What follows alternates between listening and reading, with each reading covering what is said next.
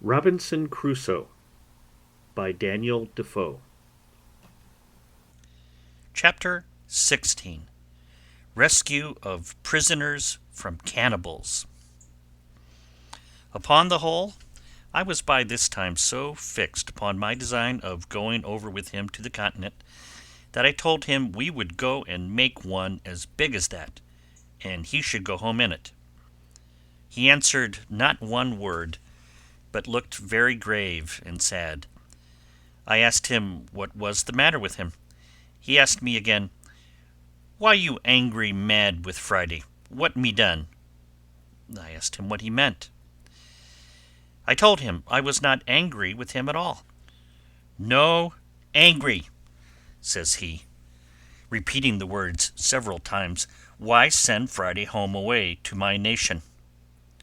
"Why," says I, "Friday, did not you say you wished you were there?" "Yes, yes," says he, "wish we both there, no wish Friday there, no master there." In a word, he would not think of going there without me. "I go there Friday?" says I. "What shall I do there?" He turned very quick upon me at this. "You do great deal much good," says he. "You teach wild mans be good, sober, tame mans. You tell them know God, pray God, and live new life." "Alas, Friday," says I, "thou knowest not what thou sayest. I am but an ignorant man myself." "Yes, yes," says he, you teach me good. You teach them good."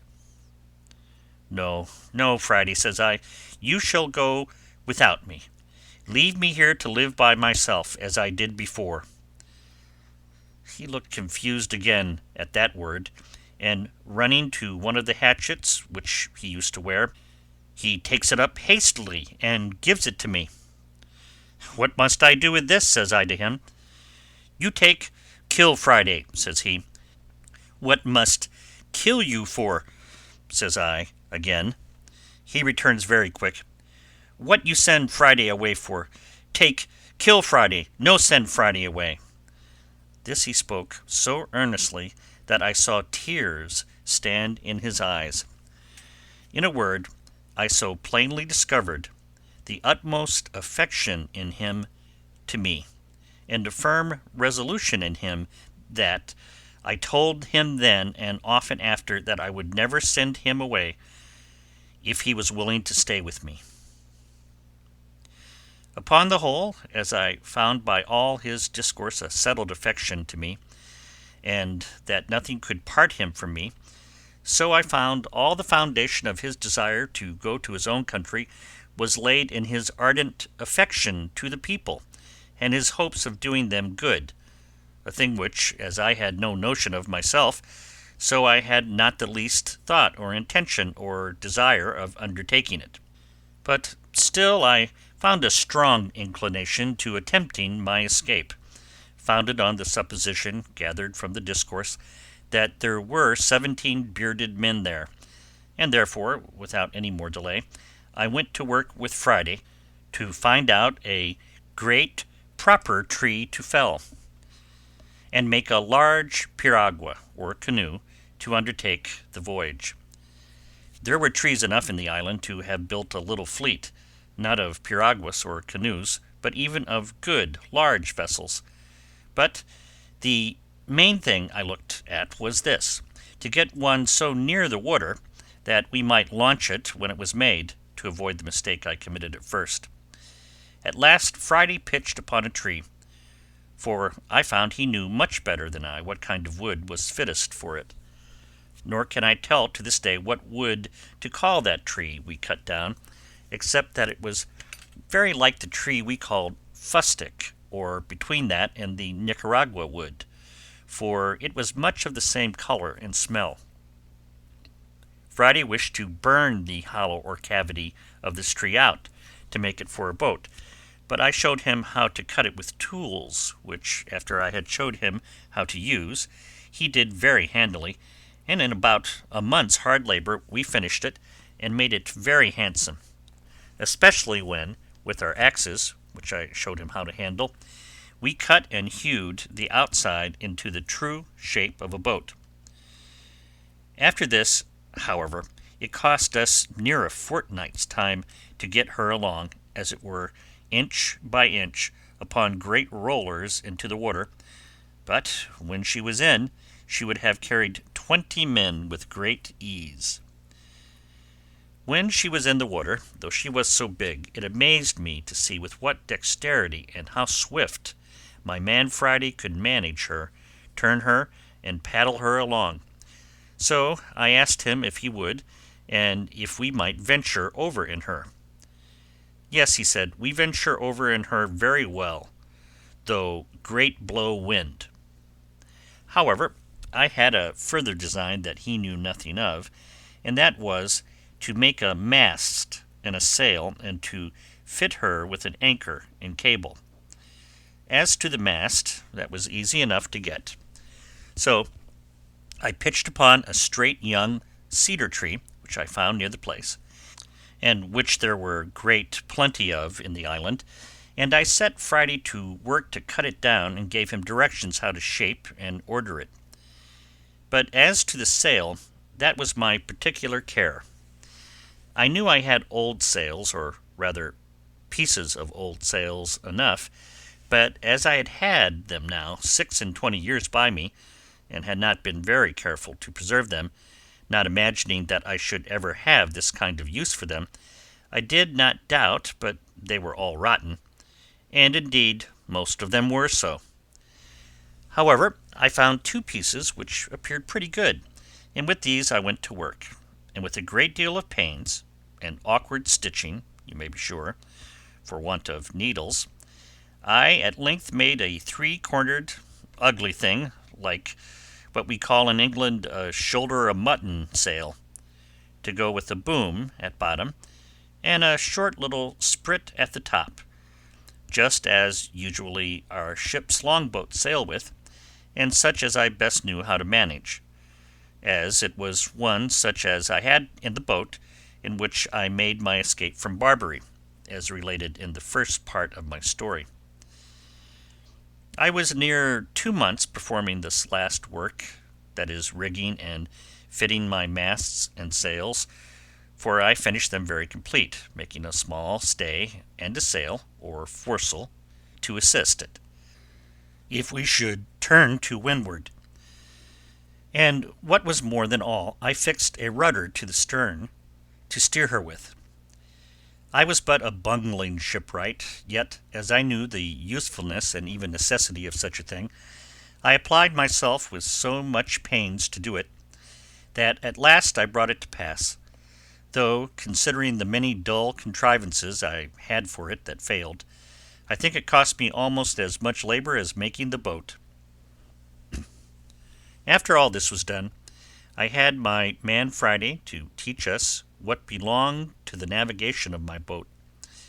Though he knew very well how to paddle a canoe, he knew nothing of what belonged to a sail and a rudder, and was the most amazed when he saw me work the boat to and again in the sea by the rudder, and how the sail jibed and filled this way or that way as the course we sailed changed. I say, when he saw this, he stood like one astonished and amazed. However, with a little use I made all these things familiar to him, and he became an expert sailor, except that of the compass I could make him understand very little. On the other hand, as there was very little cloudy weather, and seldom or never any fogs in those parts, there was the less occasion for a compass, seeing the stars were always to be seen at night, and the shore by day, except in the rainy seasons, and then nobody cared to stir abroad, either by land or sea. I was now entered on the 27th year of my captivity in this place, though the 3 last years that I had this creature with me ought rather to be left out of the account, my habitation being quite of another kind than in all the rest of the time. I kept the anniversary of my landing here with the same thankfulness to God for his mercies as at first, and if I had such cause of acknowledgment at first, I had much more so now, having such additional testimonies of the care of Providence over me, and the great hopes I had of being effectually and speedily delivered. For I had an invincible impression upon my thoughts that my deliverance was at hand, and that I should not be another year in this place. I went on, however, with my husbandry, digging, planting, and fencing as usual. I gathered and cured my grapes, and did every necessary thing as before. The rainy season was in the meantime upon me, when I kept more within doors than at other times. We had stowed our new vessel as secure as we could, bringing her up into the creek, where, as I said in the beginning, I landed my rafts from the ship, and hauling her up to the shore at high water mark, I made my man Friday dig a little dock, just big enough to hold her, and just deep enough to give her water enough to float in, and then, when the tide was out, we made a strong dam across it at the end, to keep the water out, and so she lay dry as to the tide from the sea, and to keep the rain off we laid a great many boughs of trees, so thick that she was as well thatched as a house, and thus we waited for the months of November and December, in which I designed to make my adventure. When the settled season began to come in, as the thought of my design returned with the fair weather, I was preparing daily for the voyage, and the first thing I did was to lay by a certain quantity of provisions, being the stores for our voyage, and intended in a week or a fortnight's time to open the dock and launch out our boat. I was busy one morning upon something of this kind when I called to Friday and bid him to go to the seashore and see if he could find a turtle or a tortoise, a thing which we generally got once a week for the sake of the eggs as well as the flesh.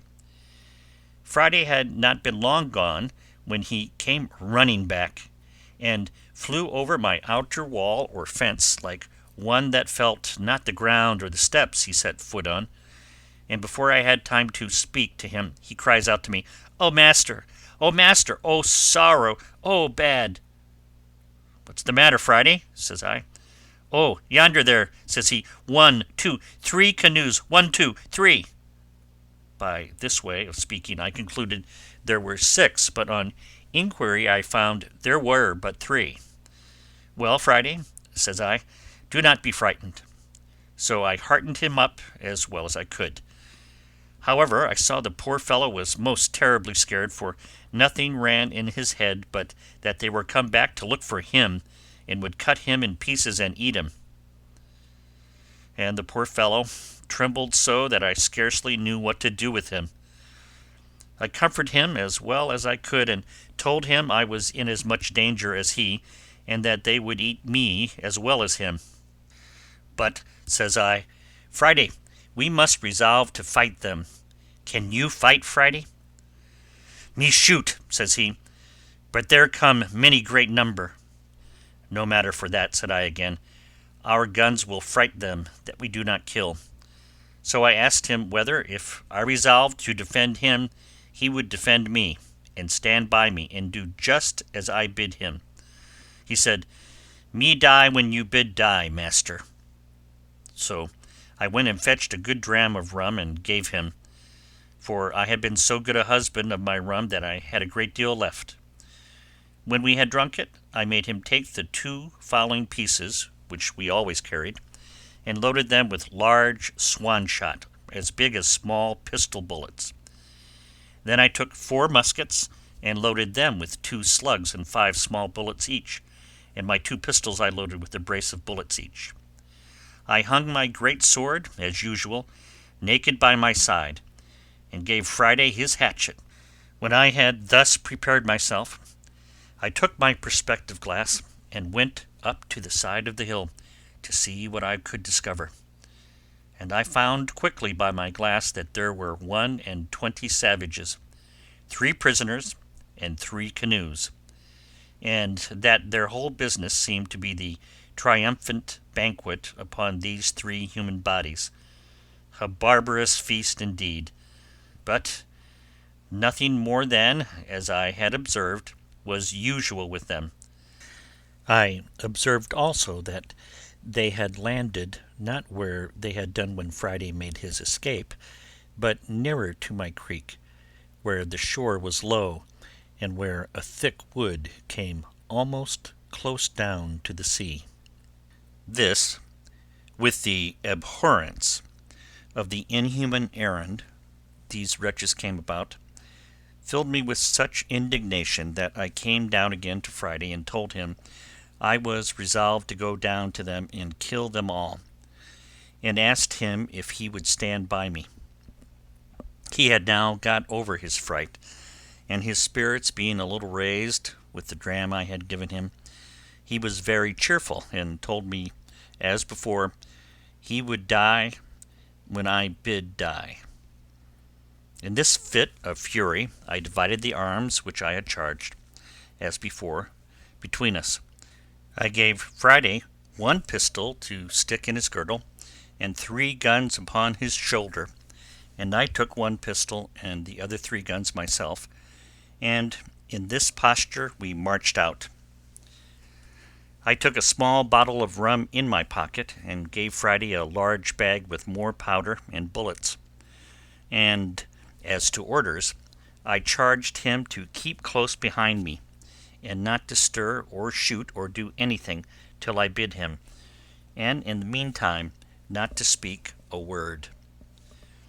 In this posture I fetched a compass to my right hand of near a mile, as well to get over the creek as to get into the wood, so that I could come within shot of them before I should be discovered, which I had seen by my glass it was easy to do. While I was making this march, my further thoughts returning, I began to abate my resolution. I do not mean that I entertained any fear of their number, for as they were naked, unarmed wretches, it is certain I was superior to them, nay, though I had been alone. But it occurred to my thoughts, what call, what occasion, much less what necessity I was in to go and dip my hands in blood, to attack people who had neither done or intended me any wrong, who, as to me, were innocent, and whose barbarous customs were their own disaster, being in them a token indeed of God's having left them, with the other nations of that part of the world, to such stupidity and to such inhuman courses, but did not call me to take upon me to be a judge of their actions, much less an executioner of his justice, that whenever he thought fit he would take the cause into his own hands, and by national vengeance punish them as a people for national crimes, but that in the meantime it was none of my business. That it was true, Friday might justify it because he was a declared enemy and in a state of war with those very particular people, and it was lawful for him to attack them, but I could not say the same with regard to myself. These things were so warmly pressed upon my thoughts all the way as I went, that I resolved I would only go and place myself near them, that I might observe their barbarous feast, and that I would act then as God should direct, but that unless something offered that was more a call to me than yet I knew of, I would not meddle with them. With this resolution I entered the wood, and with all possible wariness and silence, Friday following close at my heels, I marched till I came to the skirts of the wood on the side which was next to them, only that one corner of the wood lay between me and them. "Here," I called softly to Friday, and showing him a great tree, which was just at the corner of the wood, I bade him go to the tree, and bring me word if he could see there plainly what they were doing. He did so, and came immediately back to me, and told me they might be plainly viewed there, that they were all about their fire, eating the flesh of one of their prisoners, and that another lay bound upon the sand a little from them, whom he said they would kill next, and this fired the very soul within me. He told me it was not one of their nation, but one of the bearded men he had told me of, that came to their country in the boat. I was filled with horror at the very naming of the white bearded man, and going to the tree, I saw plainly by my glass a white man, who lay upon the beach of the sea with his hands and his feet tied with flags, or things like rushes, and that he was an European, and had clothes on. There was another tree, and a little thicket beyond it, about 50 yards nearer to them than the place where I was, which, by going a little way about, I saw I might come at undiscovered, and that then I should be within half a shot of them. So I withheld my passion, though I was indeed enraged to the highest degree, and going back about 20 paces, I got behind some bushes, which held all the way till I came to the other tree, and then came to a little rising of ground, which gave me a full view of them at the distance of about 80 yards. I had now not a moment to lose, for 19 of the dreadful wretches sat upon the ground, all close huddled together, and had just sent the other 2 to butcher the poor Christian, and bring him perhaps limb by limb to their fire, and they were stooping down to untie the bands at his feet. I turned to Friday. "Now, Friday," said I, "do as I bid thee." Friday said he would. "Then, Friday," says I, "do exactly as you see me do. Fail in nothing." So I set down one of the muskets and the fowling piece upon the ground, and Friday did the like by his, and with the other musket I took my aim at the savages, bidding him to do the like. Then asking him if he was ready, he said, "Yes." "Then fire at them," said I, and at the same moment I fired also. Friday took his aim so much better than I, that on the one side that he shot he killed 2 of them, and wounded 3 more, and on my side I killed 1 and wounded 2. They were, you may be sure, in a dreadful consternation, and all of them that were not hurt jumped upon their feet, but did not immediately know which way to run, or which way to look, for they knew not from whence their destruction came. Friday kept his eyes close upon me, that, as I had bid him, he might observe what I did. So, as soon as the first shot was made, I threw down the piece and took up the fowling piece, and Friday did the like. He saw me cock and present, he did the same. "Are you ready, Friday?" said I. "Yes," says he. "Let fly then," says I, "in the name of God," and with that I fired again among the amazed wretches, and so did Friday. And as our pieces were now loaded with what I call swan shot, or small pistol bullets, we found only 2 drop, but so many were wounded that they ran about yelling and screaming like mad creatures, all bloody and most of them miserably wounded, whereof 3 more fell down quickly after, though not quite dead. "Now, Friday," says I, laying down the discharged pieces, and taking up the musket which was yet loaded, "follow me," which he did with a great deal of courage, and upon which I rushed out of the wood and showed myself, and Friday close at my foot. As soon as I perceived they saw me, I shouted as loud as I could, and bade Friday do so too, and running as fast as I could, which, by the way, was not very fast, being loaded with arms as I was, I made directly towards the poor victim, who was, as I said, lying upon the beach or shore, between the place where they sat and the sea. The 2 butchers that were going to work with him had left him at the surprise of our first fire, and fled in a terrible fright to the seaside, and had jumped into a canoe, and 3 more of the rest made the same way. I turned to Friday and bade him step forwards and fire at them. He understood me immediately, and running about 40 yards to be nearer them, he shot at them, and I thought he had killed them all, for I saw them all fall of a heap into the boat, though I saw 2 of them up again quickly. However, he killed 2 of them, and wounded the 3rd, so that he lay down in the bottom of the boat as if he had been dead.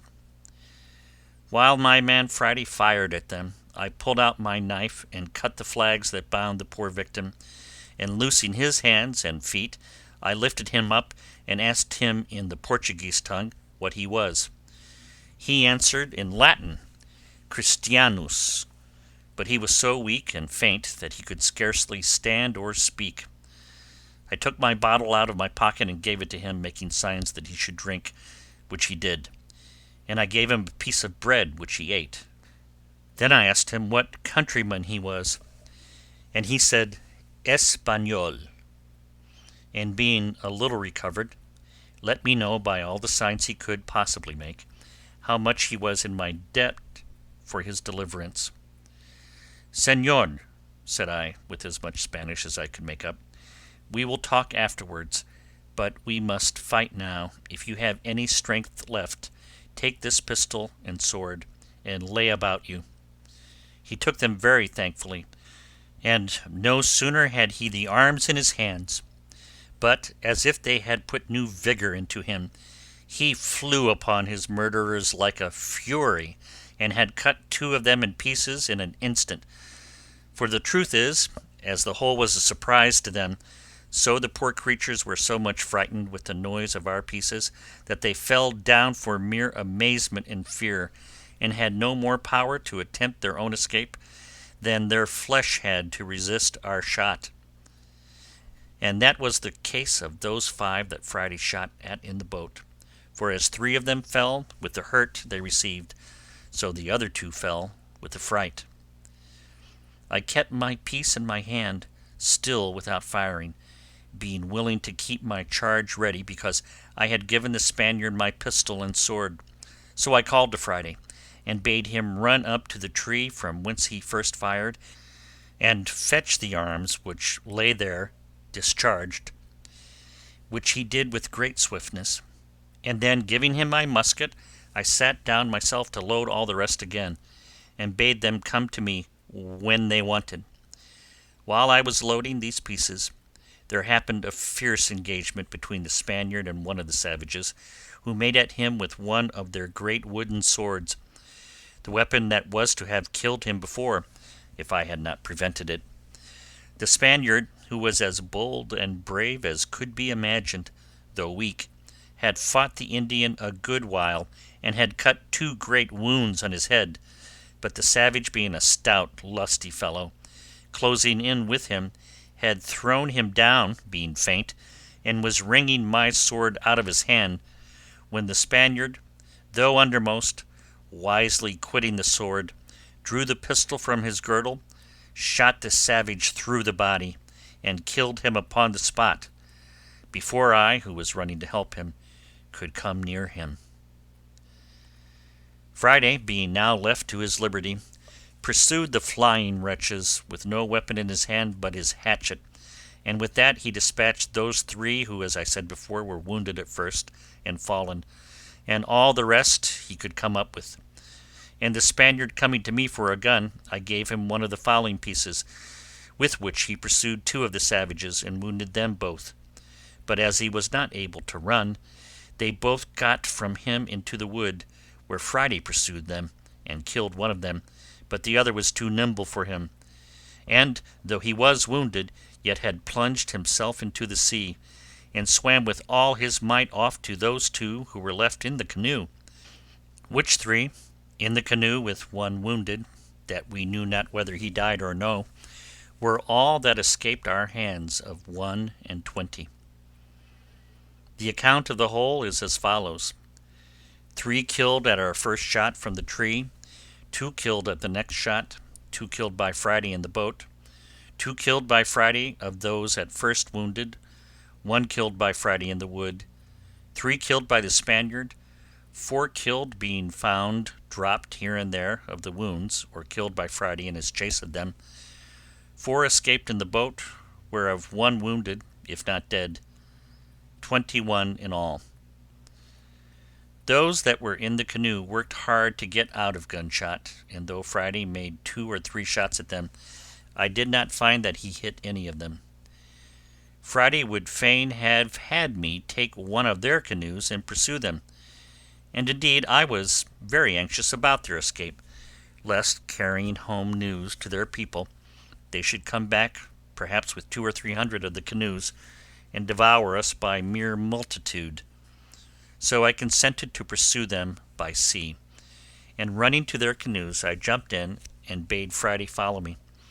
But when I was in the canoe, I was surprised to find another poor creature lie there, bound hand and foot, as the Spaniard was for slaughter, and almost dead with fear, not knowing what was the matter, for he had not been able to look up over the side of the boat. He was tied so hard neck and heels, and had been tied so long that he had really but little life in him.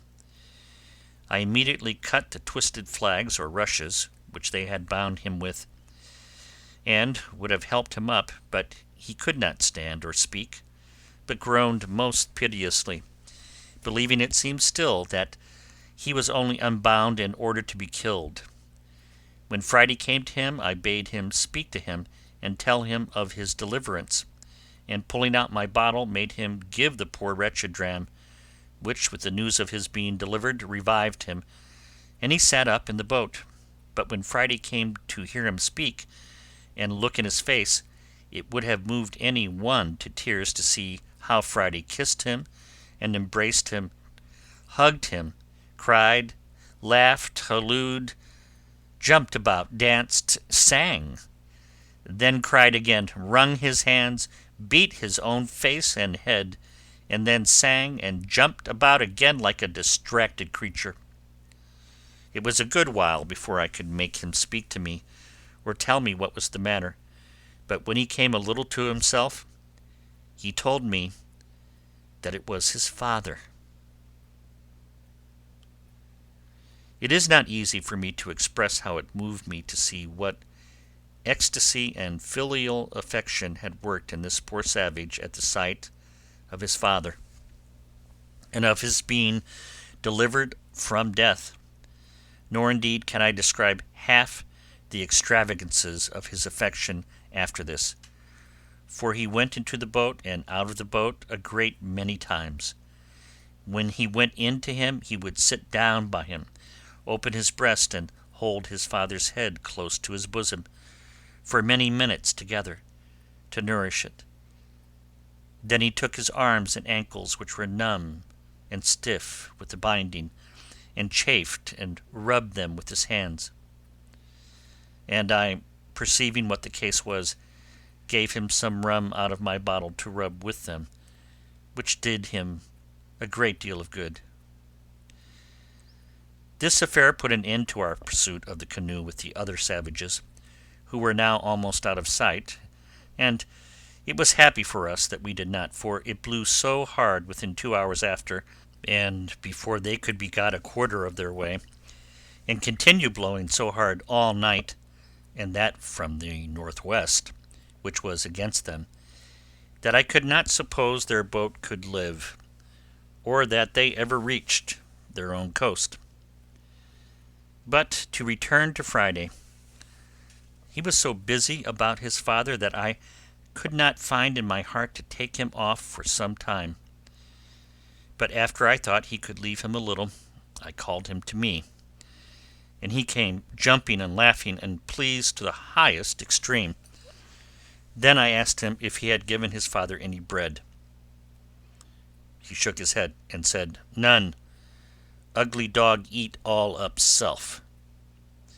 I then gave him a cake of bread out of a little pouch I carried on purpose. I also gave him a dram for himself, but he would not taste it, but carried it to his father. I had in my pocket 2 or 3 bunches of raisins, so I gave him a handful for his father. He had no sooner given his father these raisins, but I saw him come out of the boat and run away as if he had been bewitched, for he was the swiftest fellow on his feet that I ever saw. I say, he ran at such a rate that he was out of sight, as it were, in an instant, and though I called and hallooed out too after him, it was all one. Away he went, and in a quarter of an hour I saw him come back again, though not so fast as he went, and as he came nearer, I found his pace slacker, because he had something in his hand. When he came up to me, I found he had been quite home for an earthen jug or pot to put some fresh water for his father in, and that he had got 2 more cakes or loaves of bread. The bread he gave me, but the water he carried to his father. However, as I was very thirsty too, I took a little of it. The water revived his father more than all the rum or spirits I had given him, for he was fainting with thirst. When his father had drunk, I called to him to know if there was any water left. He said, "Yes," and I bade him give it to the poor Spaniard, who was in as much want of it as the father. And I sent one of the cakes that Friday brought to the Spaniard too, who was indeed very weak, and was reposing himself upon a green place under the shade of a tree, and whose limbs were also very stiff, and very much swelled with the rude bandage he had been tied with. When I saw that upon Friday's coming to him with the water he sat up and drank, and took the bread and began to eat, I went to him and gave him a handful of raisins. He looked up in my face with all the tokens of gratitude and thankfulness that could appear in any countenance, but was so weak, notwithstanding he had so exerted himself in the fight, that he could not stand up upon his feet. He tried to do it 2 or 3 times, but was really not able. His ankles were so swelled and so painful to him. So I bade him sit still, and caused Friday to rub his ankles and bathe them with rum, as he had done his father's. I observed the poor affectionate creature every 2 minutes, or perhaps less, all the while he was here, turn his head about to see if his father was in the same place and posture as he had left him sitting, and at last he found he was not to be seen, at which he started up, and without speaking a word, flew with that swiftness to him that one could scarce perceive his feet to touch the ground as he went. But when he came, he only found he had laid himself down to ease his limbs. So Friday came back to me presently, and then I spoke to the Spaniard to let Friday help him up if he could, and lead him to the boat, and then he should carry him to our dwelling, where I would take care of him. But Friday, a lusty, strong fellow, took the Spaniard upon his back and carried him away to the boat, and set him down softly upon the side or gunwale of the canoe, with his feet on the inside of it, and then, lifting him quite in, he set him close to his father, and presently stepping out again, launched the boat off, and paddled it along the shore faster than I could walk, though the wind blew pretty hard too. So he brought them both safe into our creek, and leaving them in the boat, ran away to fetch the other canoe. As he passed me, I spoke to him and asked him whither he went. He told me, "Go fetch more boat." So away he went like the wind, for sure never man nor horse ran like him, and he had the other canoe in the creek almost as soon as I had got to it by land. So he wafted me over, and then went to help our new guests out of the boat, which he did, but they were neither of them able to walk. so that poor Friday knew not what to do. To remedy this, I went to work in my thought, and calling to Friday, to bid him sit down on the bank while he came to me, I soon made a kind of hand-barrow to lay them on, and Friday and I carried them both up together between us. But when we got them to the outside of our wall, or fortification, we were at a worse loss than before, for it was impossible to get them over, and I was resolved not to break it down, so I set to work again, and Friday and I, in about 2 hours' time, made a very handsome tent, covered with old sails, and above that with boughs of trees, being in the space without our outward fence, and between that and the grove of young wood which I had planted. And here we made them 2 beds of such things as I had, that is, of good rice straw, with blankets laid upon it to lie on, and another to cover them on each bed. My island was now peopled, and I thought myself very rich in subjects, and it was a merry reflection, which I frequently made, how like a king I looked. First of all, the whole country was my own property, so that I had an undoubted right of dominion.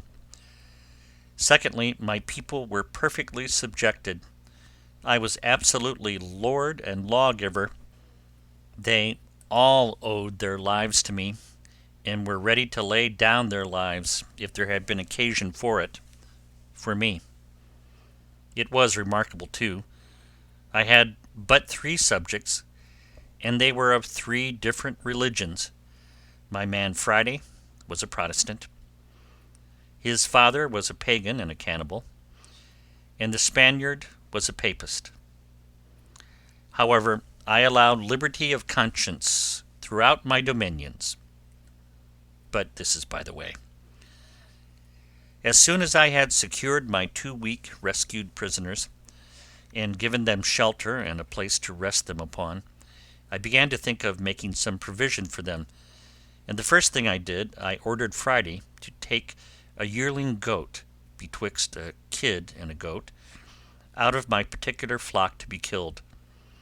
When I cut off the hind quarter, and chopping it into small pieces, I set Friday to work to boiling and stewing it, and made them a very good dish, I assure you, of flesh and broth.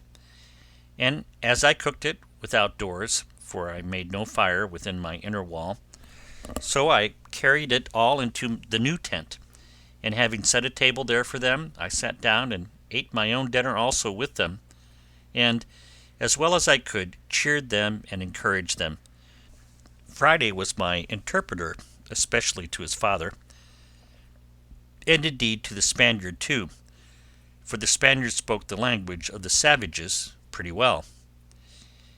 After we had dined, or rather supped, I ordered Friday to take one of the canoes and go fetch our muskets and other firearms, which, for want of time, we had left upon the place of battle, and the next day I ordered him to go and bury the dead bodies of the savages, which lay open to the sun and would presently be offensive. I also ordered him to bury the horrid remains of their barbarous feast, which I could not think of doing myself. Nay, I could not bear to see them, if I went that way. All which he punctually performed, and effaced the very appearance of the savages being there, so that when I went again I could scarce know where it was, otherwise than by the corner of the wood pointing to the place. I then began to enter into a little conversation with my 2 new subjects, and first I set Friday to inquire of his father what he thought of the escape of the savages in that canoe, and whether we might expect a return of them with a power too great for us to resist.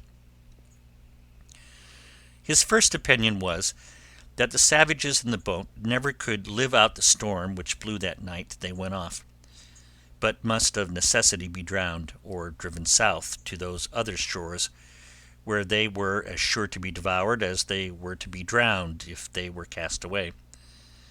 But As to what they would do if they came safe on shore, he said he knew not.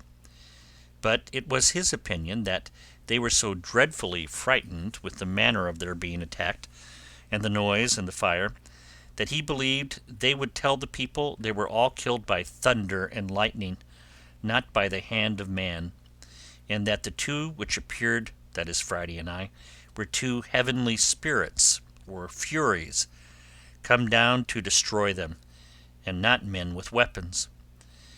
This, he said, he knew, because he heard them all cry out so in their language, one to another, for it was impossible for them to conceive that a man could dart fire, and speak thunder, and kill at a distance, without lifting up the hand, as was done now. And this old savage was in the right, for, as I understood since, by other hands, the savages never attempted to go over to the island afterwards. They were so terrified with the accounts given by these 4 men, for it seems they did escape the sea, that they believed whoever went to that enchanted island would be destroyed with fire from the gods. This, however, I knew not, and therefore was under continual apprehensions for a good while, and kept always upon my guard with all my army. For as there were now 4 of us, I would have ventured upon 100 of them, fairly in the open field, at any time. End of chapter 16. Robinson Crusoe by Daniel Defoe. Chapter 17. Visit of Mutineers. In a little time, however, no more canoes appearing, the fear of their coming wore off, and I began to take my former thoughts of a voyage to the main into consideration, being likewise assured by Friday's father that I might depend upon good usage from their nation on his account, if I would go. But my thoughts were a little suspended when I had a serious discourse with the Spaniard, and when I understood that there were 16 more of his countrymen and Portuguese, who, having been cast away and made their escape to that side, lived there at peace, indeed with the savages, but were very sore put to it for necessaries, and indeed for life.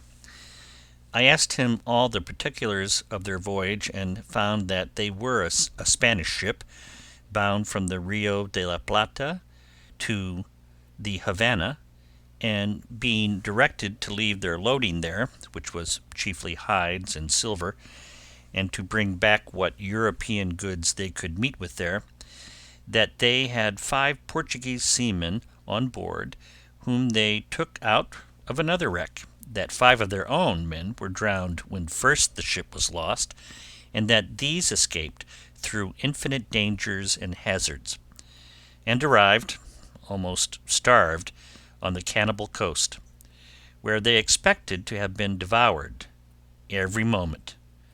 He told me they had some arms with them, but they were perfectly useless, for that they had neither powder nor ball, the washing of the sea having spoiled all their powder but a little, which they used at their first landing to provide themselves with some food. I asked him what he thought would become of them there, and if they had formed any design of making their escape. He said they had many consultations about it, but that having neither vessel nor tools to build one, nor provisions of any kind, their counsels always ended in tears and despair. I asked him how he thought they would receive a proposal from me which might tend towards an escape, and whether, if they were all here, it might not be done. I told him with freedom I feared mostly their treachery and ill usage of me, if I put my life in their hands. Gratitude was no inherent virtue in the nature of man, nor did men always square their dealings by the obligations they had received so much as they did by the advantages they expected. I told him it would be very hard that I should be made the instrument of their deliverance, and that they should afterwards make me their prisoner in New Spain, and where an Englishman was certain to be made a sacrifice. What necessity or what accident soever brought him thither, and that I had rather be delivered up to the savages and be devoured alive than fall into the merciless claws of the priests and be carried into the Inquisition. I added that otherwise I was persuaded, if they were all here, we might with so many hands build a bark large enough to carry us all away, either to the Brazils southward or to the islands or Spanish coast northward, but that if, in requital, they should, when I had put weapons into their hands, carry me by force among their own people, I might be ill used for my kindness to them, and make my case worse than it was before. He answered, with a great deal of candour and ingenuousness, that their condition was so miserable, and that they were so sensible of it, that he believed they would abhor the thought of using any man unkindly that should contribute to their deliverance, and that, if I pleased, he would go to them with the old man, and discourse with them about it, and return again and bring me their answer, that he would make conditions with them upon their solemn oath, that they should be absolutely under my direction as their commander and captain, and they should swear upon the holy sacraments and gospel to be true to me, and go to such Christian country as I should agree to, and no other, and to be directed wholly and absolutely by my orders till they were landed safely in such country as I intended, and that he would bring a contract from them under their hands for that purpose. Then he told me he would first swear to me himself that he would never stir from me as long as he lived till I gave him orders, and that he would take my side to the last drop of his blood if there should happen the least breach of faith among his countrymen. He told me they were all of them very civil, honest men, and they were under the greatest distress imaginable, having neither weapons nor clothes nor any food, but at the mercy and discretion of the savages, out of all hopes of ever returning to their own country, and that he was sure, if I would undertake their relief, they would live and die by me. Upon these assurances I resolved to venture to relieve them, if possible, and to send the old savage and this Spaniard over to them to treat.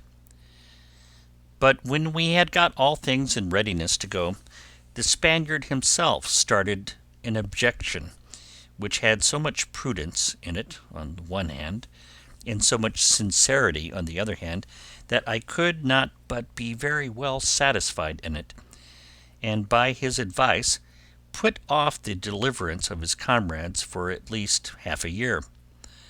The case was thus. He had been with us now about a month, during which time I had let him see in what manner I had provided, with the assistance of Providence, for my support, and he saw evidently what stock of corn and rice I had laid up, which, though it was more than sufficient for myself, yet it was not sufficient, without good husbandry, for my family.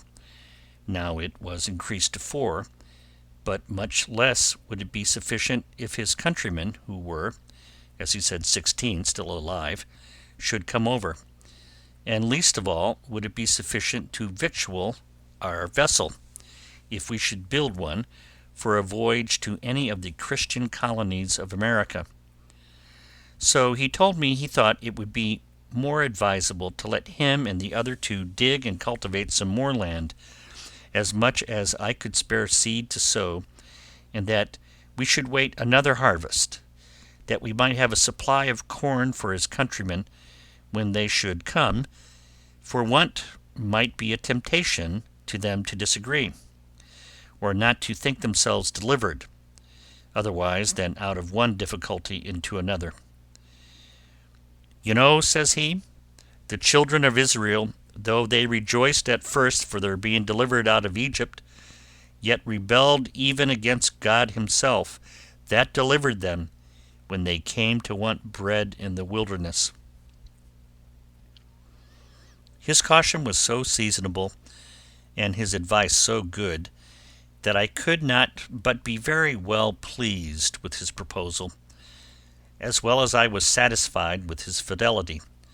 So we fell to digging, all four of us, as well as the wooden tools we were furnished with permitted, and in about a month's time, by the end of which it was seed time, we had got as much land cured and trimmed up as we sowed 22 bushels of barley on, and 16 jars of rice, which was, in short, all the seed we had to spare. Indeed, we left ourselves barely sufficient for our own food for the next 6 months that we had to expect our crop. That is to say, reckoning from the time we set our seed aside for sowing, for it is not to be supposed it is 6 months in the ground in that country. Having now society enough, and our numbers being sufficient to put us out of fear of the savages, if they had come, unless their number had been very great, we went freely all over the island, whenever we found occasion, and as we had had our escape or deliverance upon our thoughts, it was impossible, at least for me, to have the means of it out of mind. For this purpose I marked out several trees which I thought fit for our work, and I set Friday and his father to cut them down, and then I caused the Spaniard, to whom I imparted my thoughts in that affair, to oversee and direct their work. I showed them with what indefatigable work I had hewed a large tree into single planks, and I caused them to do the like, till they made about a dozen large planks of good oak, near 2 feet broad, 35 feet long, and from 2 inches to 4 inches thick. What prodigious labor it took up any one can imagine.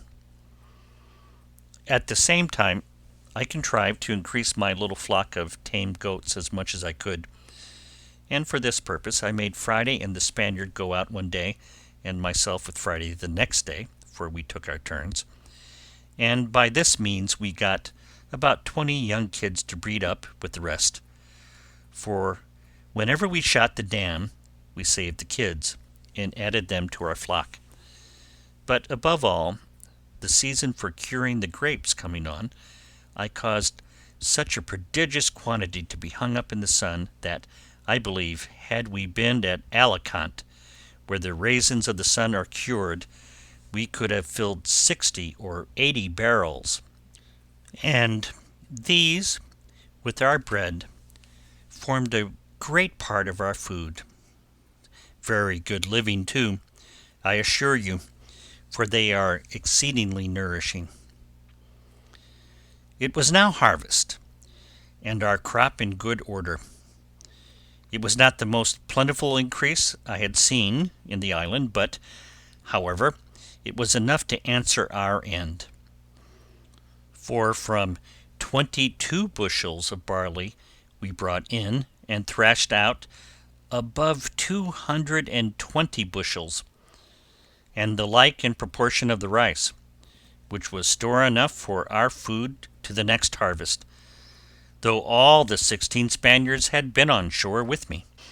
Or if we had been ready for a voyage, it would very plentifully have victualled our ship to have carried us to any part of the world, that is to say, any part of America.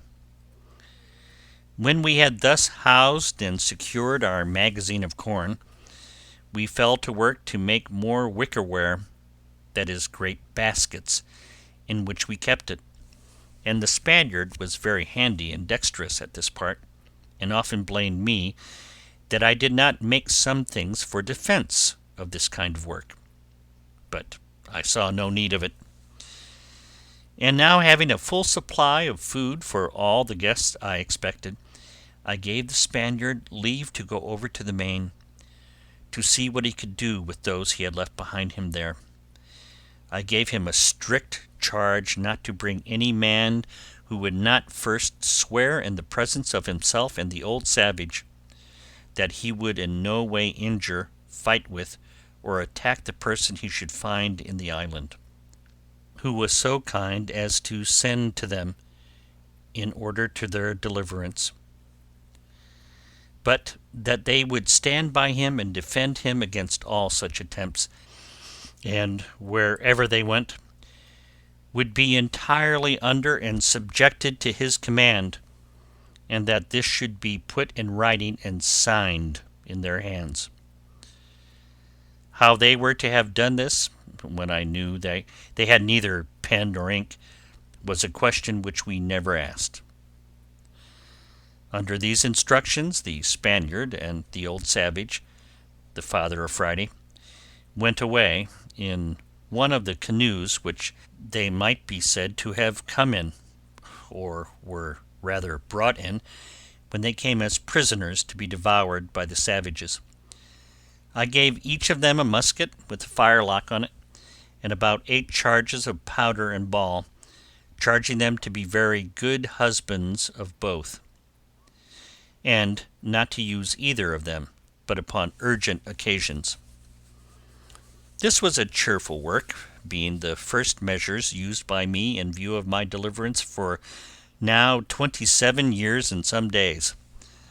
I gave them provisions of bread and dried grapes, sufficient for themselves for many days, and sufficient for all the Spaniards for about 8 days' time, and wishing them a good voyage, I saw them go, agreeing with them about a signal they should hang out at their return, by which I should know them again when they came back at a distance before they came on shore.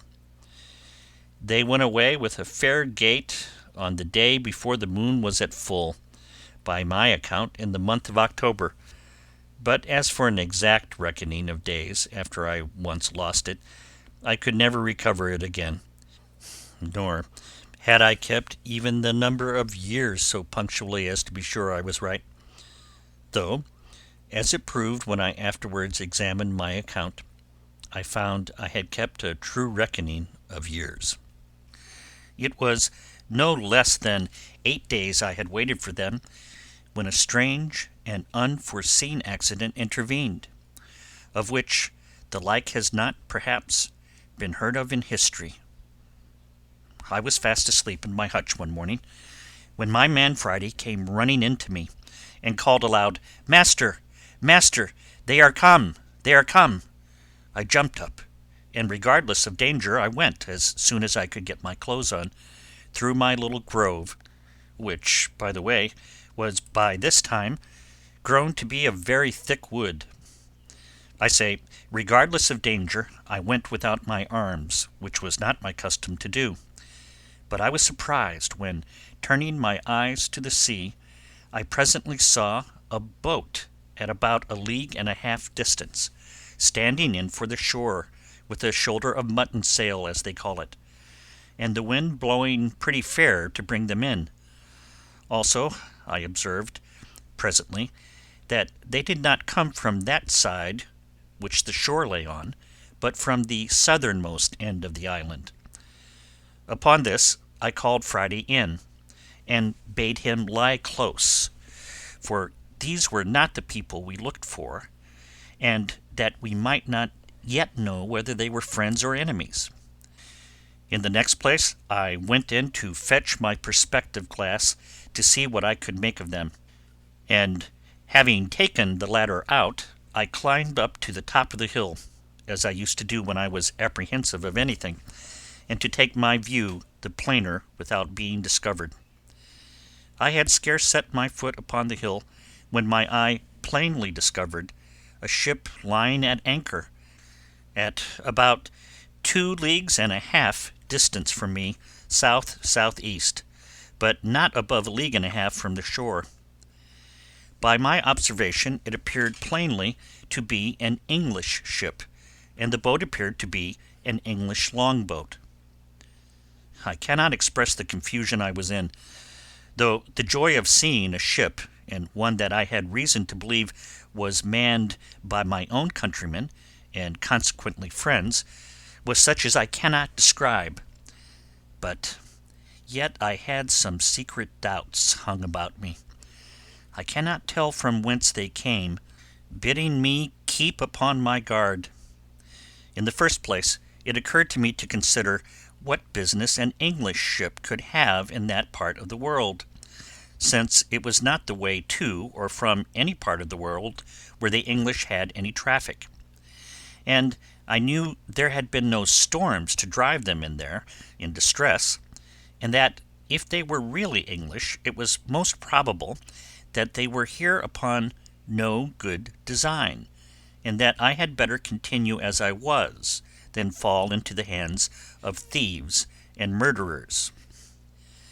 Let no man despise the secret hints and notices of danger which sometimes are given him when he may think there is no possibility of its being real. That such hints and notices are given us, I believe few that have made any observation of things can deny.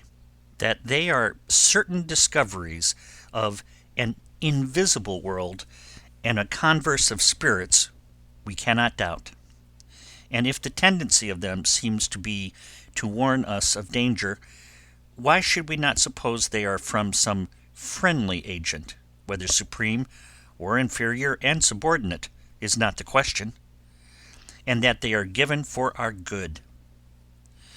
The present question abundantly confirms me in the justice of this reasoning. For had I not been made cautious by this secret admonition, come it from whence it will, I had been undone inevitably and in a far worse condition than before, as you will see presently. I had not kept myself long in this posture, till I saw the boat draw near the shore, as if they looked for a creek to thrust in at, for the convenience of landing. However, as they did not come quite far enough, they did not see the little inlet where I formerly landed my rafts, but ran their boat on shore upon the beach, at about 1/2 mile from me, which was very happy for me, for otherwise they would have landed just at my door, as I may say, and would soon have beaten me out of my castle, and perhaps have plundered me of all I had. When they were on shore, I was fully satisfied they were Englishmen, at least most of them. One or two I thought were Dutch, but it did not prove so. There were in all 11 men, whereof 3 of them I found were unarmed and, as I thought, bound. And when the first 4 or 5 of them were jumped on shore, they took those 3 out of the boat as prisoners. One of the 3 I could perceive using the most passionate gestures of entreaty, affliction, and despair, even to a kind of extravagance. The other 2 I could perceive lifted up their hands sometimes, and appeared concerned indeed, but not to such a degree as the first. I was perfectly confounded at the sight, and knew not what the meaning of it should be. Friday called out to me in English, as well as he could, "O master, you see, English mans eat prisoner as well as savage mans." "Why, Friday," says I, "do you think they are going to eat them then?" "Yes," says Friday, "they will eat them." "No, no," says I, "Friday, I am afraid they will murder them indeed, but you may be sure they will not eat them." All this while I had no thought of what the matter really was, but stood trembling with the horror of the sight, expecting every moment when the 3 prisoners should be killed. Nay, once I saw one of the villains lift up his arm with a great cutlass, as the seamen call it, or sword, to strike one of the poor men, and I expected to see him fall every moment, at which all the blood in my body seemed to run chill in my veins. I wished heartily now for the Spaniard and the savage that had gone with him, or that I had any way to have come undiscovered within shot of them, that I might have secured the 3 men, for I saw no firearms they had among them. But it fell out to my mind another way. After I had observed the outrageous usage of the 3 men by the insolent seamen, I observed the fellows run scattering about the island as if they wanted to see the country. I observed that the other 3 men had liberty to go where they pleased, but they sat down all 3 upon the ground, very pensive, and looked like men in despair. This put me in mind of the first time when I came on shore and began to look about me, how I gave myself over for lost, how wildly I looked round me, what dreadful apprehensions I had, and how I lodged in the tree all night for fear of being devoured by wild beasts. As I knew nothing that night of the supply I was to receive by the providential driving of the ship nearer the land by the storms and tide, by which I have since been so long nourished and supported, so these 3 poor desolate men knew nothing how certain of deliverance and supply they were, how near it was to them, and how effectually and really they were in a condition of safety, at the same time that they thought themselves lost and their case desperate. So little do we see before us in the world, and so much reason have we to depend cheerfully upon the great Maker of the world, that he does not leave his creatures so absolutely destitute, but that, in the worst circumstances, they have always something to be thankful for, and sometimes are nearer deliverance than they may imagine, nay, are even brought to their deliverance by the means by which they seem to be brought to their destruction. It was just at high water when these people came on shore, and while they rambled about to see what kind of place they were in, they had carelessly stayed until the tide was spent, and the water was ebbed considerably away, leaving their boat aground.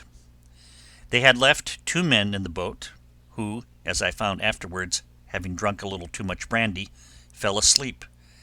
However, one of them, waking a little sooner than the other, and finding the boat too fast aground for him to stir it, hallooed out for the rest, who were straggling about. Upon which they all soon came to the boat, but it was past all their strength to launch her, the boat being very heavy, and the shore on that side being a soft oozy sand, almost like a quicksand. In this condition, like true seamen, who are, perhaps, the least of all mankind given to forethought, they gave it over, and away they strolled about the country again, and I heard one of them say aloud to the other, calling them off from the boat, "Why, let her alone, Jack, can't you? She'll float next tide." By which I was fully confirmed in the main inquiry of what countrymen they were. All this while I kept myself very close, not once daring to stir out of my castle any farther than to my place of observation near the top of the hill, and very glad I was to think how well it was fortified. I knew it was no less than 10 hours before the boat could float again, and by that time it would be dark, and I might be at more liberty to see their motions, and to hear their discourse, if they had any. In the meantime, I fitted myself up for a battle, as before, though with more caution, knowing I had to do with another kind of enemy than I had at first. I ordered Friday also, whom I had made an excellent marksman with his gun, to load himself the arms. I took myself 2 fowling pieces, and I gave him 3 muskets. My figure, indeed, was very fierce. I had a formidable goatskin coat on, with a great cap I have mentioned, a naked sword by my side, 2 pistols in my belt, and a gun upon each shoulder. It was my design, as I said above, not to have made any attempt till it was dark, but about 2 o'clock, being the heat of the day, I found that they were all gone straggling into the woods, and, as I thought, laid down to sleep. The 3 poor distressed men, too anxious for their condition to get any sleep, had, however, sat down under the shelter of a great tree at about a quarter of a mile from me, and, as I thought, out of sight of any of the rest. Upon this I resolved to discover myself to them, and learn something of their condition. Immediately I marched as above, my man Friday at a good distance behind me, as formidable for his arms as I, but not making quite so staring a spectre-like figure as I did. I came as near them, undiscovered, as I could, and then, before any of them saw me, I called aloud to them in Spanish, "What are ye, gentlemen?" They started up at the noise, but were 10 times more confounded when they saw me, and the uncouth figure that I made. They made no answer at all, but I thought I perceived them just going to fly from me when I spoke to them in English. "Gentlemen," said I, "do not be surprised at me. Perhaps you may have a friend near when you did not expect it." "He must be sent directly from heaven, then," said one of them very gravely to me, and pulling off his hat at the same time to me, "for our condition is past the help of man." "All help is from heaven, sir," said I, "but can you put a stranger in the way to help you? For you seem to be in some great distress. I saw you when you landed, and when you seemed to make application to the brutes that came with you, I saw one of them lift up his sword to kill you." The poor man, with tears running down his face and trembling, looked like one astonished, returned, "Am I talking to God or man? Is it a real man or angel? Be in no fear, sir, about that." Said I, "If God had sent an angel to you to relieve you, he would have come better clothed and armed after another manner than you see me. Pray lay aside your fears. I am a man, an Englishman, and disposed to assist you. You see, I have one servant only. We have arms and ammunition. Tell us freely, can we serve you? What is your case?" "Our case, sir," said he, "is too long to tell you while our murderers are so near us. But in short, sir, I was commander of that ship. My men have mutinied against me. They have been hardly prevailed on not to murder me, and at last have set me on shore in this desolate place with these 2 men with me, one my mate and the other a passenger, where we expected to perish, believing the place to be uninhabited, and know not yet what to think of it." "Where are these brutes, your enemies?" said I. "Do you know where they are gone?" "Why, there they lie, sir," said he, pointing to a thicket of trees. "My heart trembles for fear they have seen us and heard you speak. If they have, they will certainly murder us all." "Have they any firearms?" said I. He answered, "They had only 2 pieces, one of which they left in the boat." "Well then," said I, "leave the rest to me. I see they are all asleep. It is an easy thing to kill them all, but shall we rather take them prisoners?" He told me there were 2 desperate villains among them that it was scarce safe to show any mercy to, but if they were secured, he believed all the rest would return to their duty. I asked him which they were. He told me he could not, at that distance, distinguish them, but he would obey my orders in anything I would direct. "Well," says I, "let us retreat out of their view or hearing, lest they awake, and we will resolve further." So they willingly went back with me till the woods covered us from them. "Look you, sir," said I, "if I venture upon your deliverance, are you willing to make 2 conditions with me?" He anticipated my proposals by telling me that both he and his ship, if recovered, should be wholly directed and commanded by me in everything, and if the ship was not recovered, he would live and die with me in what part of the world soever I would send him. and the 2 other men said the same. Well, says I, my conditions are but 2. First, that while you stay in this island with me, you will not pretend to any authority here, and if I put arms in your hands, you will, upon all occasions, give them up to me, and do no prejudice to me or mine upon this island, and in the meantime be governed by my orders. Secondly, that if the ship is or may be recovered, you will carry me and my man to England passage free. He gave me all the assurances that the invention or faith of man could devise, that he would comply with these most reasonable demands, and besides would owe his life to me, and acknowledge it upon all occasions, so long as he lived. Well then, said I, here are 3 muskets for you, with powder and ball. Tell me next what you think is proper to be done. He showed all the testimonies of his gratitude that he was able, but offered to be wholly guided by me. I told him I thought it was very hard venturing anything, but the best method I could think of was to fire on them at once as they lay, and if any were not killed at the first volley and offered to submit, we might save them, and so put it wholly upon God's providence to direct the shot. He said, very modestly, that he was loath to kill them if he could help it, but that those 2 were incorrigible villains, and had been the authors of all the mutiny in the ship, and if they escaped, we should be undone still, for they would go on board and bring the whole ship's company, and destroy us all. Well then, says I, necessity legitimates my advice, for it is the only way to save our lives. However, seeing him still cautious of shedding blood, I told him they should go themselves, and manage as they found convenient.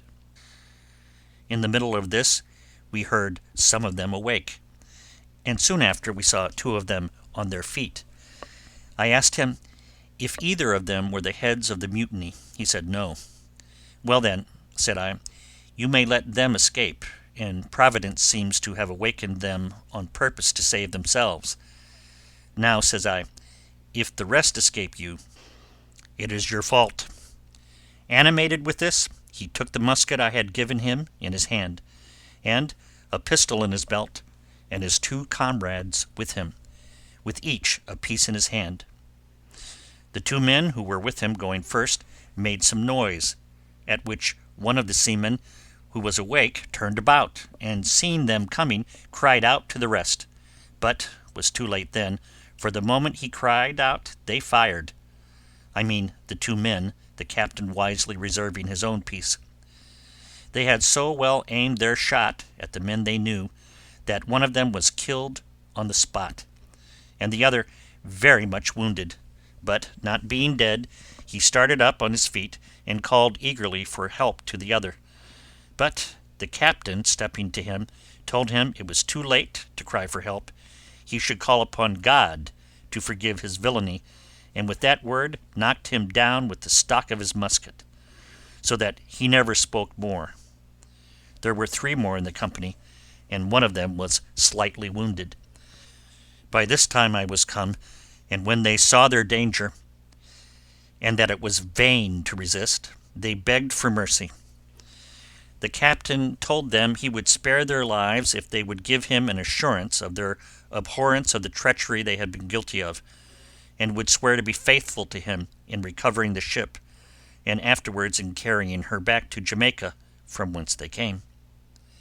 They gave him all the protestations of their sincerity that could be desired, and he was willing to believe them and spare their lives, which I was not against, only that I obliged him to keep them bound hand and foot while they were on the island.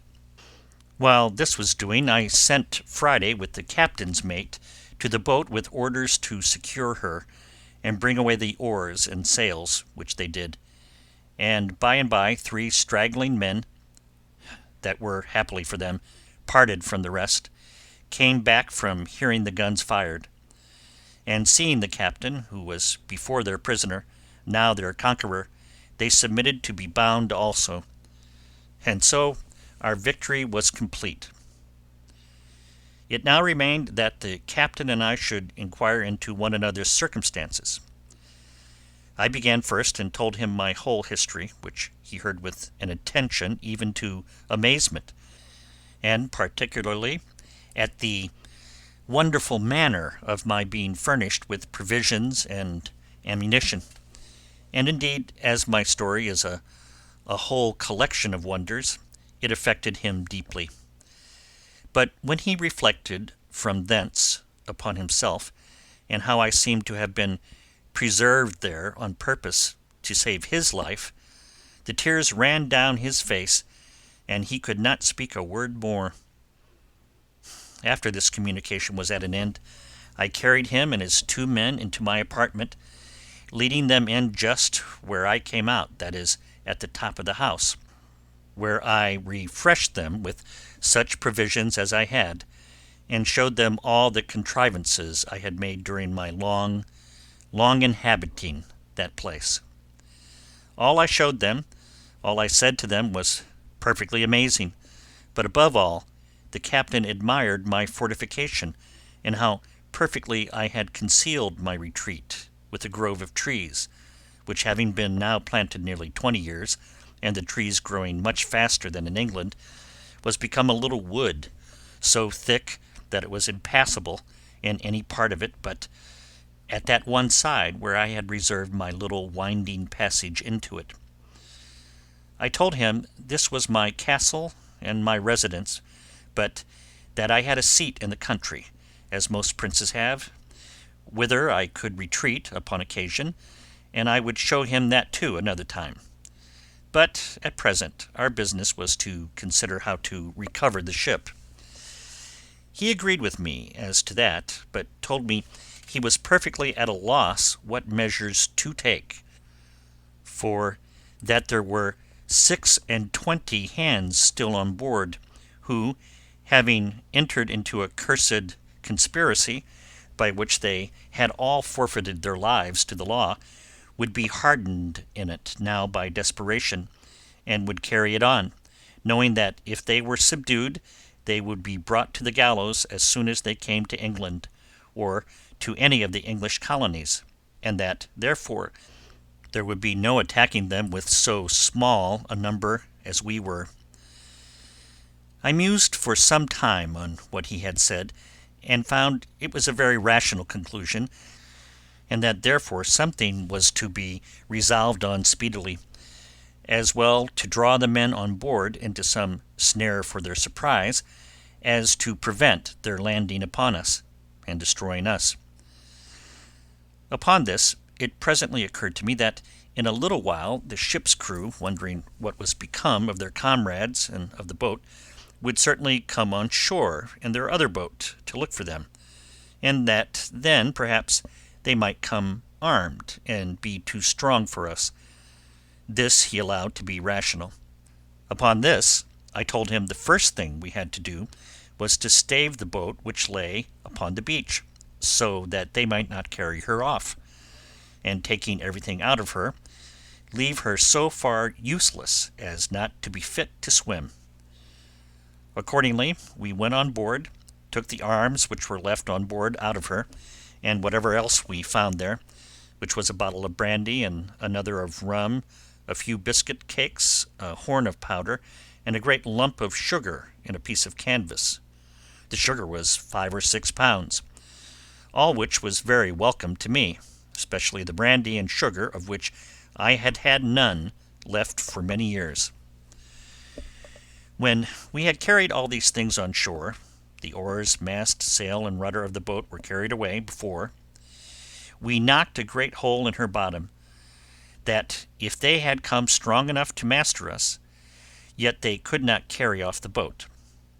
Indeed, it was not much in my thoughts that we should be able to recover the ship, but my view was that if they went away without the boat, I did not much question to make her again fit to carry as to the Leeward Islands, and call upon our friends the Spaniards in my way, for I had them still in my thoughts. End of chapter 17.